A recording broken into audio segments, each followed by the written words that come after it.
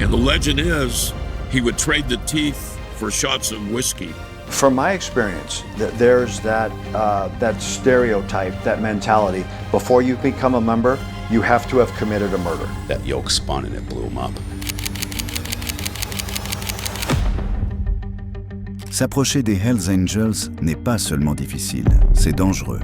Comme vous le savez, leur code du silence rend presque impossible pour les étrangers de savoir ce qui se passe réellement à l'intérieur du club. Mais de temps en temps, ce code se fissure. Une poignée de membres a défié les règles, parlant publiquement et offrant de rares aperçus du monde qu'ils sont censés garder secrets.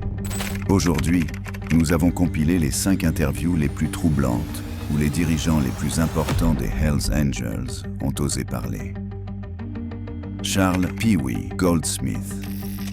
Man, as he was pulling it out, I could see all his intestines coming out, and I just got off of him. Charles Pee-wee. Goldsmith n'était pas seulement un membre parmi d'autres. Il était le président du chapitre de Las Vegas. Comme vous le savez, cela signifiait qu'il portait le poids de chaque bagarre, de chaque accord et de chaque décision que le club prenait dans sa ville. Quand Goldsmith repensait à son temps au club, les souvenirs n'étaient pas seulement violents, ils étaient hantants. Il a décrit un affrontement avec un outlaw rival qui a été si extrême que les intestins de l'homme se sont répandus sur le sol. Goldsmith a admis que cette image s'était gravée à jamais dans son esprit, preuve de la rapidité avec laquelle les guerres de bikers pouvaient se transformer en pure sauvagerie. And then one guy, you know, he come running by me, and I just grabbed him, I threw him to the ground, and I was just boom, punch him because that's what I do, you know. So I'm punching him, and I can hear his gurgling sound. And I look back, and another brother he's not in the club anymore. He's in prison doing life for murder, and he was just sticking him. And man, as he was pulling it out, I could see all his intestines coming out, and I just got off of him, and I was like, oh, this guy's done, you know. Mais Goldsmith n'était pas intouchable.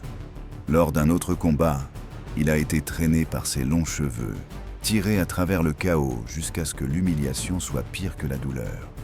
Peu après, il s'est rasé la tête, ne donnant plus jamais à quiconque ce type de prise sur lui. I had real long hair with a long ponytail, like 29-inch long ponytail on the back, and I really didn't have any physical markings on my face, but insides of my cheeks were bruised because one of the guys had a pair of sap gloves on, you know, with the sand in them, boom, boom, so it was doing damage hitting my teeth. So inside my mouth hurt, that was about it. And yeah, they were controlling me by the hair, you know, grabbing the ponytail and, you know the old story, your body goes where your head goes. Ces années en tant que président l'ont également mis en charge de protéger la réputation du club. Lorsqu'il a appris qu'un détenu exhibait un faux tatouage des Hells Angels, Goldsmith a fait vérifier l'affaire. Le mensonge de l'homme n'a pas duré longtemps. À l'intérieur des murs de la prison, la punition a été brutale et le tatouage a été brûlé de sa peau.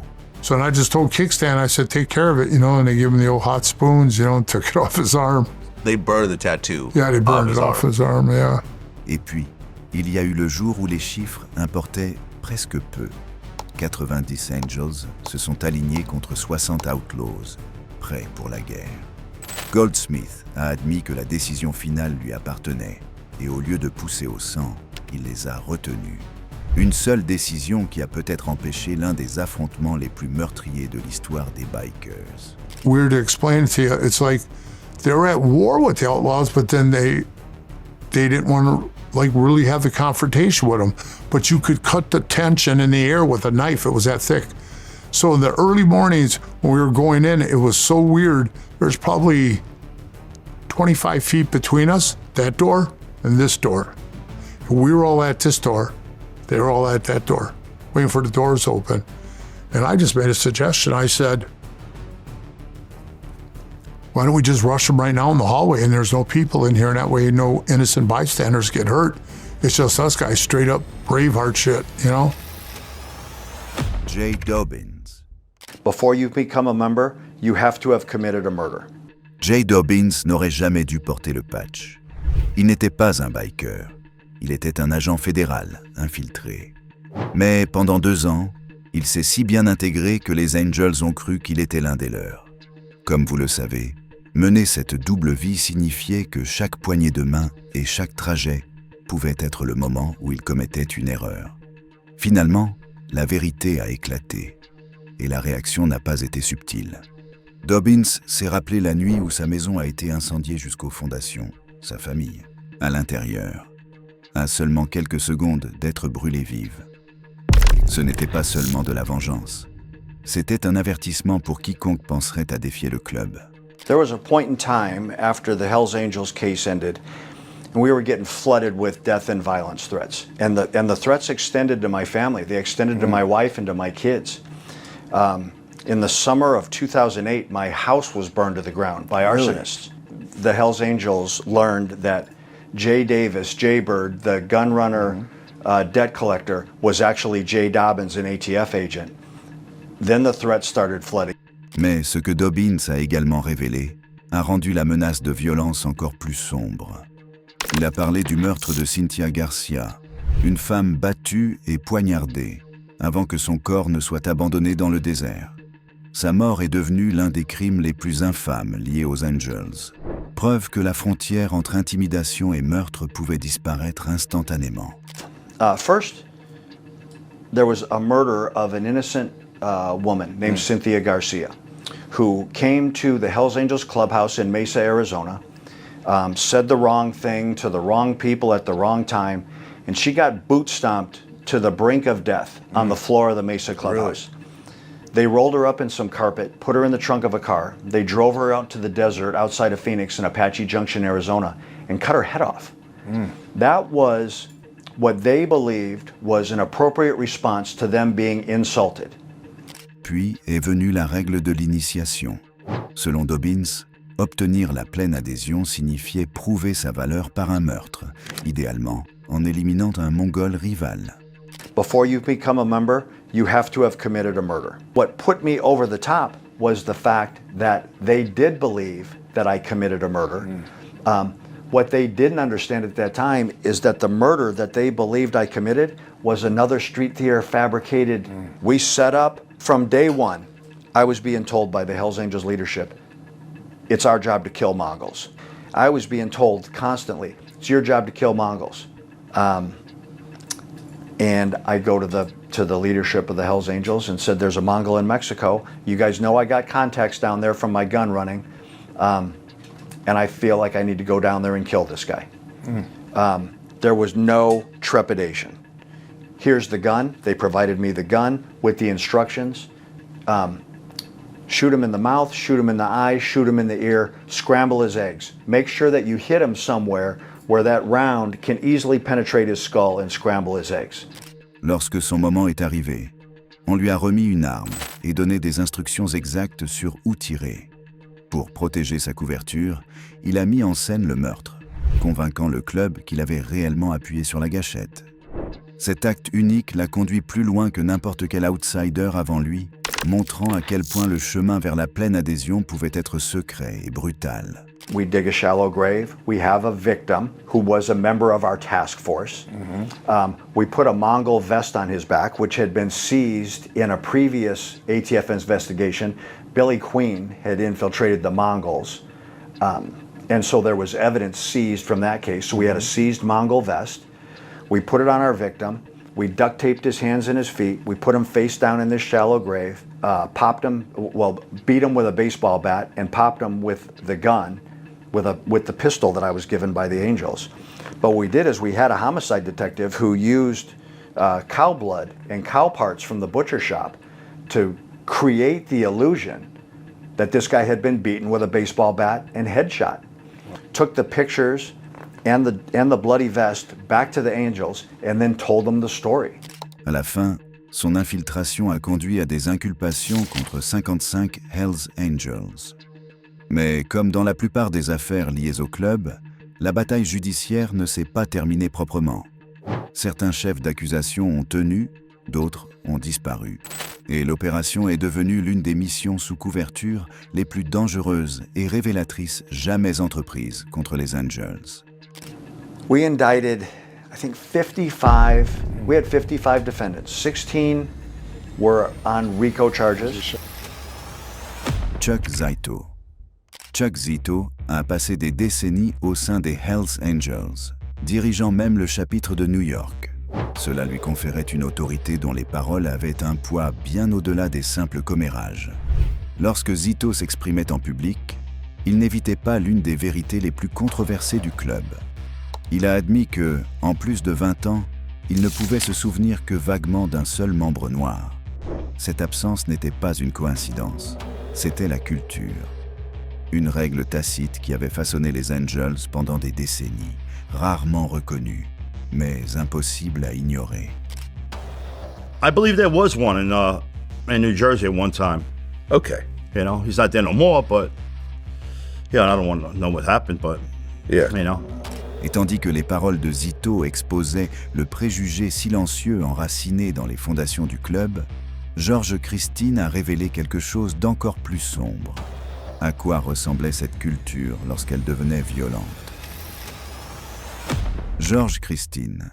George Christine était un membre chevronné, quelqu'un qui avait vécu toutes les nuances de la brutalité et des excès des Angels. Dans ses récits, il ne se contentait pas de confirmer la violence. Il montrait à quel point elle pouvait être perverse. L'une de ses histoires les plus troublantes concernait Smacky Jack, un leader avec une marque macabre. Lors des combats, il faisait sauter les dents des gens, les jetait dans un sac, puis les échangeait plus tard contre des verres de whisky. Ce n'était pas seulement de la cruauté, c'était un rituel. Une mise en scène de violence si brutale que même les bikers les plus endurcis restaient stupéfaits. Smacky Jack used to run around San Fernando Valley with a pair of dentist pliers hanging from his belt and a little bag that I never looked in the bag myself, but I was told it was full of teeth of people he had pulled their teeth during confrontations or whatnot. And the legend is he would trade the teeth for shots of whiskey. And it's stated one time he pulled one of his own teeth out just to show there was no hard feelings and traded the bartender for a shot of whiskey. So last time I saw Smacky Jack was in the early 70s, mid 70s. And he had the pliers on him and he had the bag on him. But I was kind of just a youngster at the time and I wasn't about to question Smacky Jack, what was in his bag hanging from his belt. Et tandis que les histoires de Christine exposaient ces traditions perverses, Mel Chansey montrait comment les Angels transformaient cette même brutalité en profit. Mel Chansey. They put the device underneath it and they put a piano or a wire from the yoke to the detonator part. So when he put it in reverse, that yoke spun and it blew him up. Mel Chansey, l'ancien président des Hells Angels de Chicago, a parlé ouvertement du commerce de cocaïne. Comme vous le savez, les drogues ne sont pas seulement un bruit de fond dans la culture des bikers hors-la-loi.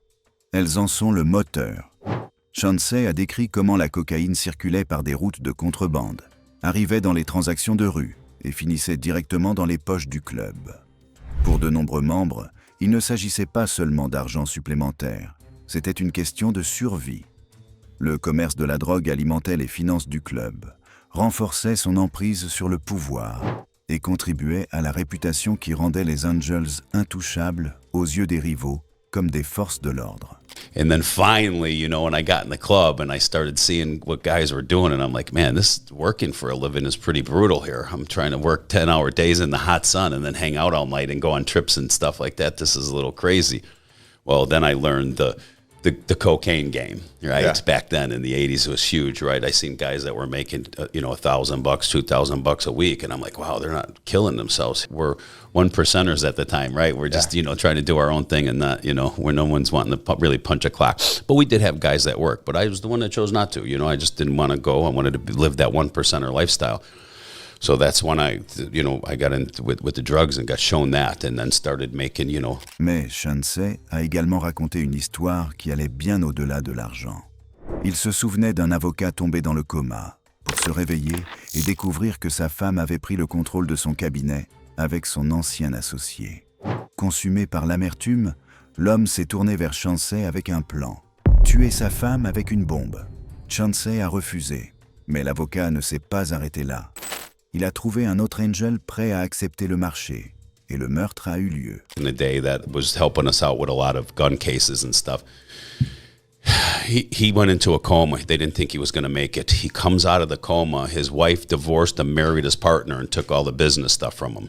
Now he's out. So what's he want her? He wants her killed. So he comes to me. I said, no. We don't do that stuff. We don't get involved in nobody else's business. Well, he gets an angel on the that wants to take the money from him, and they sit out, and this is all everybody went to prison for it, so I could talk about it. They sit out, they put the bomb underneath the wife's car. They don't know what they're doing with it. The bomb blows down, it burns her feet. Well, they got caught. And the guy that gave them the C4 to do it with was the informant, Jim. So he wires himself up and goes back to the guys, hey, I need that C4 back. What do you mean you need it back? We used it. You used it on what? On the lawyer's wife. They had him. So once they came and did that raid on the two guys in the club, they pulled Jim off the street, obviously, and he was gone. Ce moment a montré à Censés jusqu'où le club pouvait étendre son influence. Mais il a également marqué le début de sa chute. Lorsque la justice l'a finalement rattrapé, les Angels n'ont pas soutenu leur ancien leader. Confronté à plus de 9 ans de prison, Censés a conclu un accord avec les autorités fédérales, déclarant ouvertement les Hells Angels comme une organisation criminelle. En retour, sa peine est passée de 111 mois à seulement 16. And, fighting this, and I wasn't in the club no more. Well, some of my dear best friends at the time that were in the club decided to go start telling people, he's ratting. He's rolling over in there. And I'm hearing it all because I got some friends coming to me, and I said, guys, listen, I'm not rolling over on nobody, but I'm not going to be able to prove that right now. Time will tell. Them guys want to say all that about me, so be it, because they heard that I sat down and listened to what the government had to say. I said, so be it. I said, listen, if I want to roll on everybody, doors are getting kicked in. So time will tell. So we all had a drug conspiracy. The guy that, the Hells Angel that put my other 3 co-defendants in the drug conspiracy, as he's in the witness protection program, gets himself shot and killed by ripping off a drug dealer. Nothing to do with the club. Was just a gangster type of dude, ripped off this drug dealer one time, got him for dope and money, left, seen him in a bar about 3 or 4 months later, punked him out again. The guy pulled a gun out and shot him in the head. So now this guy is gone out of the picture. He can't come and testify against these 3 guys for the drug part that he said he was part of. They said to me, we don't have these guys in a drug conspiracy unless you're saying you sold them drugs. I said, listen, I never sold these 3 brothers drugs at all. My drug operation came from outside of the club. The guy that I got the drugs from wasn't a member, and the people that I was selling the drugs to weren't members. We all had our own. I'm going to sell drugs to my own guys. Willing to testify and say that it was a lie, they had to drop the drug conspiracy against them 3. So as we were in court, and the government said, Your Honor, we are formally dropping the drug conspiracy against these 3 individuals here on a part of what Mel Chancey told us. I looked back in the courtroom and seen some members that were blowing my name out there, and I went, you're telling everybody on the street I'm a rat, and here I just got these 3 guys out of a drug conspiracy. I got 111 months, which was 9-3. But the great thing about it was, with me sitting down and doing that they call it a proffer in the room, right?